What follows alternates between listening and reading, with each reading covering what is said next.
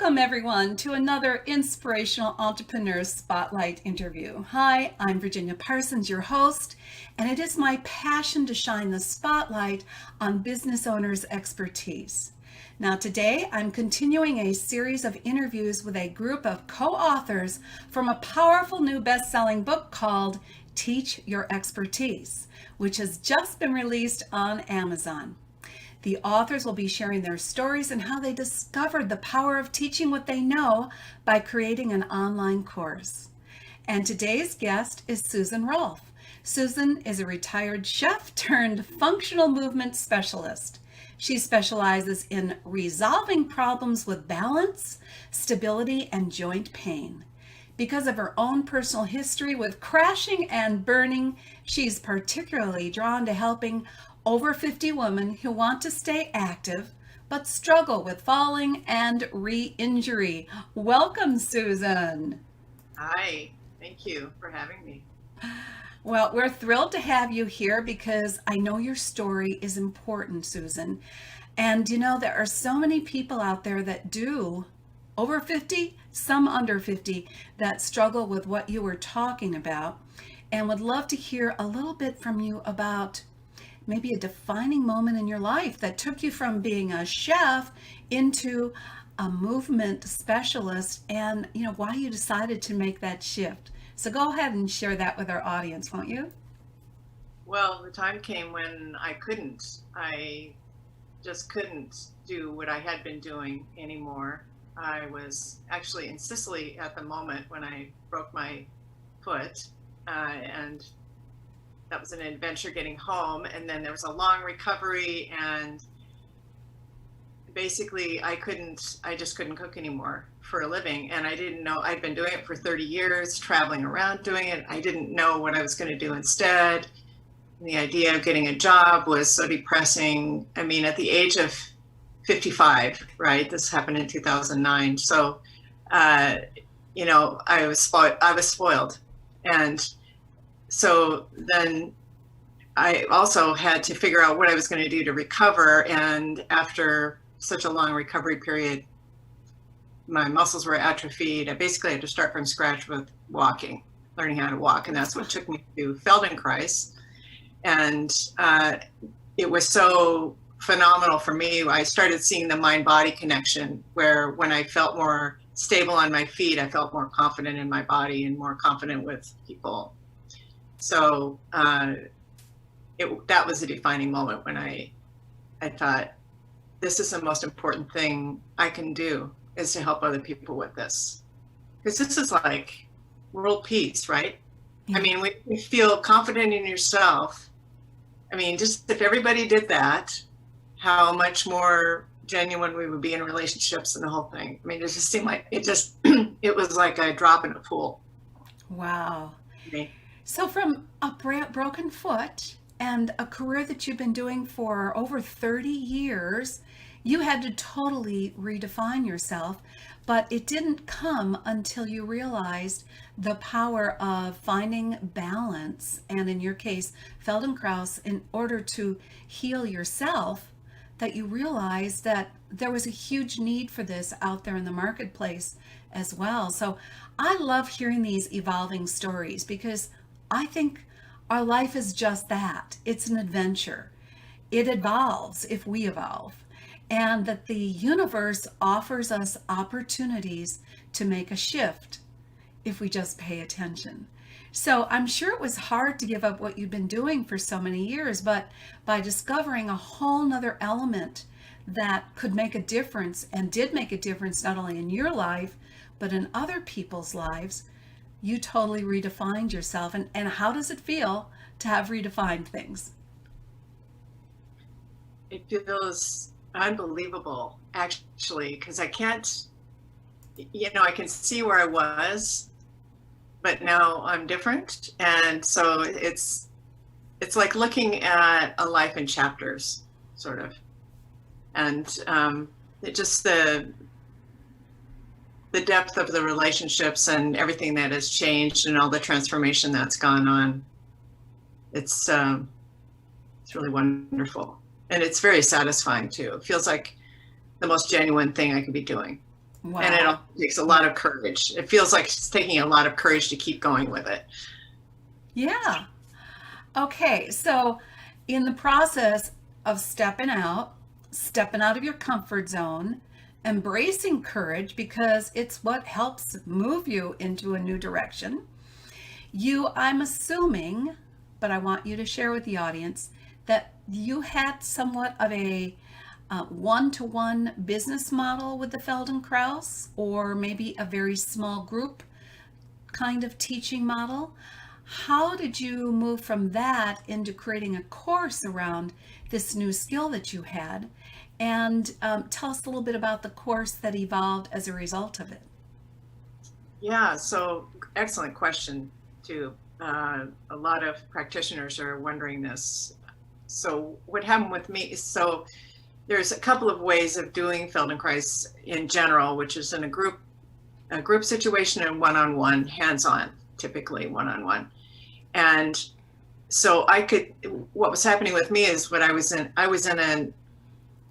a living situation that I didn't know how long it was going to last.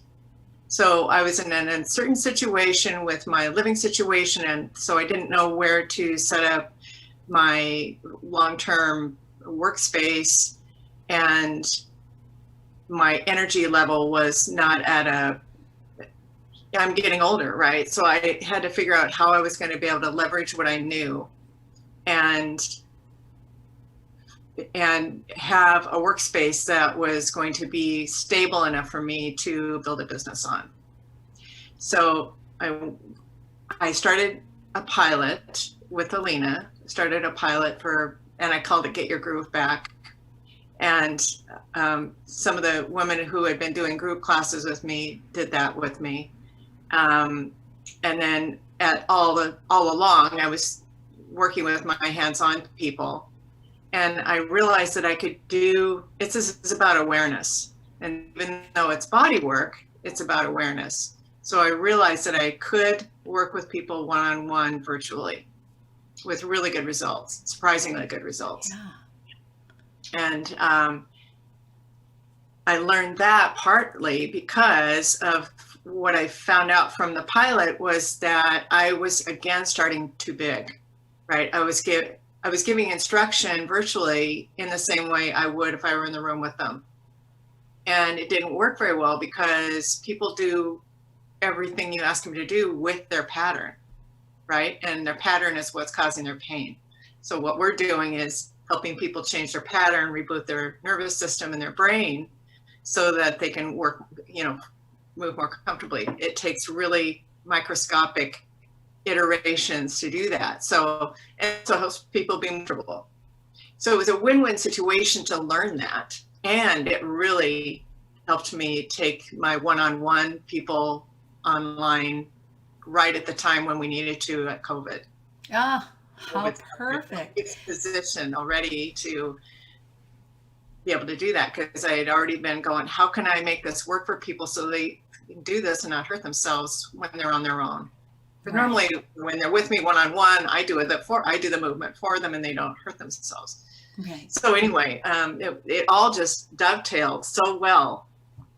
And so now what I do is I talk to people before. I don't necessarily cut them loose on this evergreen program at first. I want to talk to them and see where they are before we, Which is really important. That point that you make right now is that you have got some personalization, even though you've developed a course that can be taken, evergreen style, so to speak, available at any time. But you've added that element, which I think is just really powerful because they get you and then they get your course that they can work through on an ongoing basis. So that's really great. I'd like for you to clarify when you say the word pilot, I'm not sure what that means for everybody. I want them to be clear. What is a pilot versus an online program? Well, so I wasn't at all sure this was going to work because, again, I was trained in this in-person model, and I wasn't at all sure that a recorded lesson just sent out to the general public without enough groundwork in it was gonna fly without them. I was afraid they're gonna hurt themselves. And so anyway, I didn't know whether anyone would really even grok what I was talking about. So, I had to figure out the marketing. I did. The pilot meant I offered it to a small group of women who I knew, and we went through it together, and we were able to learn from each other on what worked and what didn't, and I made changes to it, and then I was able to say, okay, so this is what works. I could tweak it. Okay, so a pilot really means that you're testing it out, and you have a group of people who are going to give you feedback so you can make the program even better. And isn't that a brilliant way to do it? Yeah, and I bring that out in my chapter 2, my part of the book, is that this totally coincides. Elena's idea of starting with a pilot to see how it goes and be able to tweak it is exactly what we do in Feldenkrais. You go with you do these successive approximations with movement to see what's easy, what's not easy, so that you can really reprogram. It totally is analogous. I was blown out when I discovered that. It really gratifying. Yeah, I think it's fascinating that how the two align in their own way. Yeah. All right. Well, let's give them a little bit more of a sneak peek from your chapter then. Do you have maybe, don't give them the whole, enchilada, because we want them to, of course, go get the book. But tell them, do you have a single little tip that you can share with them that you've also included in the chapter? Yes. And that is, be clear about your audience. Be clear about who you are, at least for every program. It may not be the same audience for everything you do, but for whatever program you're developing at any given time, know who it's for and be clear about what the promise of it is. Perfect. Very simple. Yeah, because how do you possibly market something until you're really clear on who can benefit by it, and therefore how you can get the word out to that particular group? So very good tip. Now, you also include in your chapter a free gift. I'm going to bring the image up on the gift so that they can see what we're talking about around calm and balanced or calm and grounded for balance and ease. Tell them a little bit more about this gift, Susan. Yeah, so I discovered when I was working with people that were, you want to know about the gift. You don't need to hear the whole song and dance. I can tell. I just, You can add the song and dance if you'd like. I think people would enjoy that. Okay.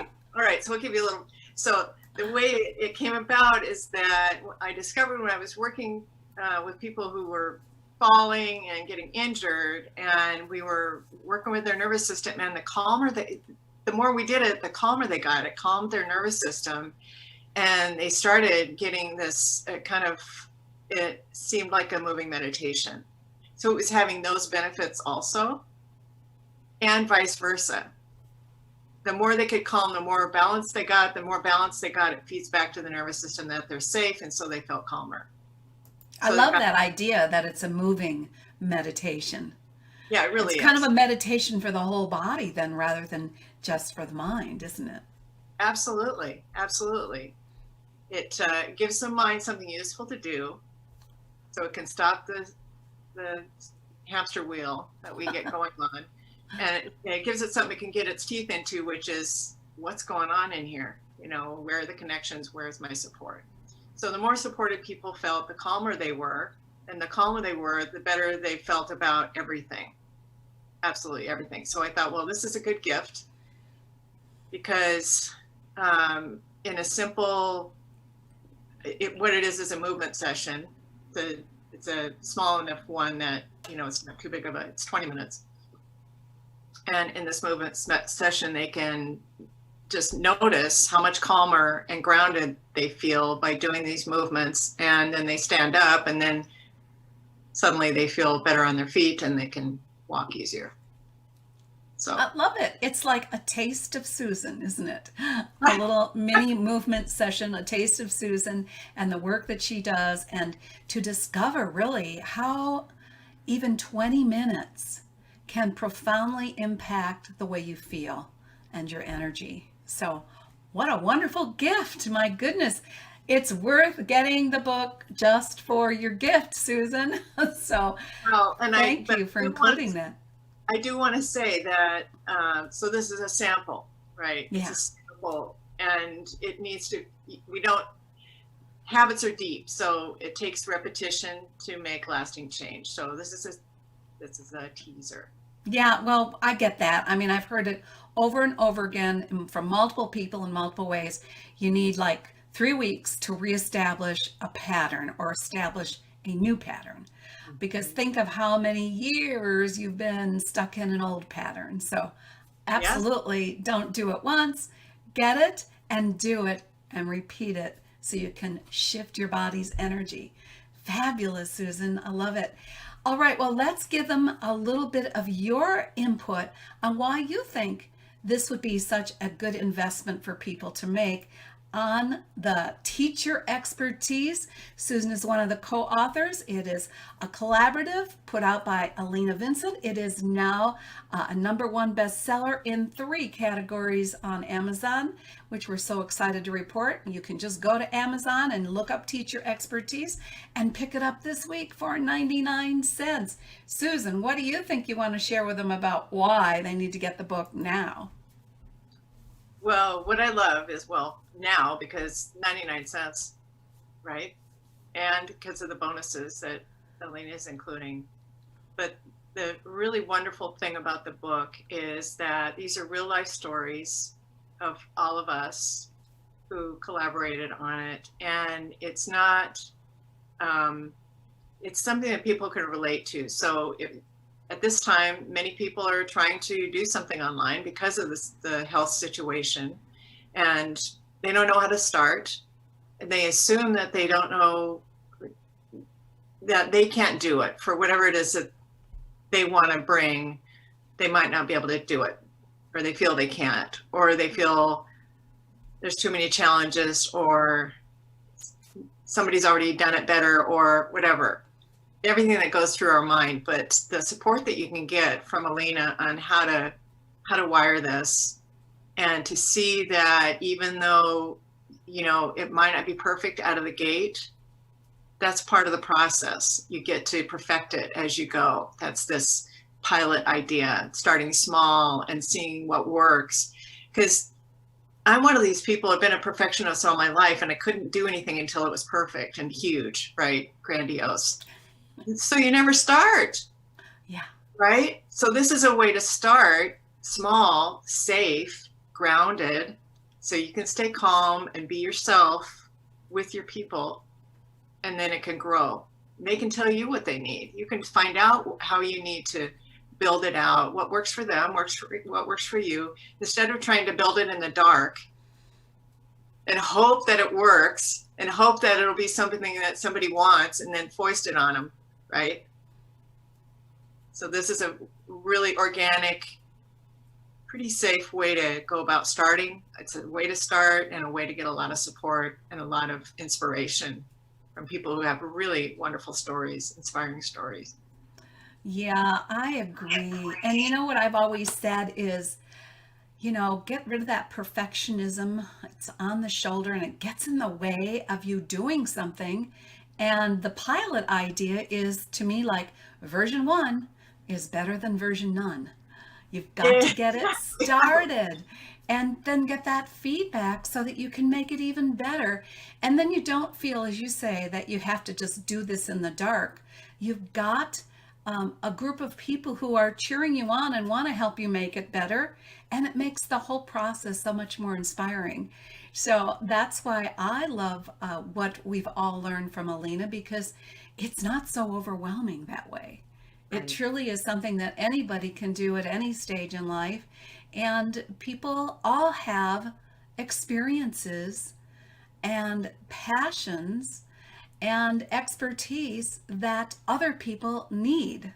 So here you're just a great example of that, Susan, and how, yes, there's a whole population that needs to know how to sort of reposition and reframe the body and therefore strengthen it so that, you're not in a position to maybe fall as easily as you might be when you're out of balance. And so you're teaching the Feldenkrais method and Feldenkrais method, and your twist on it is certainly of great value. And how wonderful that you learned how to transform it from working in small groups or one-to-one into getting it online. That's just, to me, super, super exciting.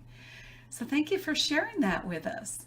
Do you have any final thoughts you'd like people to take home with them today about your experience and what you want them to think about going forward in their own lives? Well, the other thought that I had about how this is different, how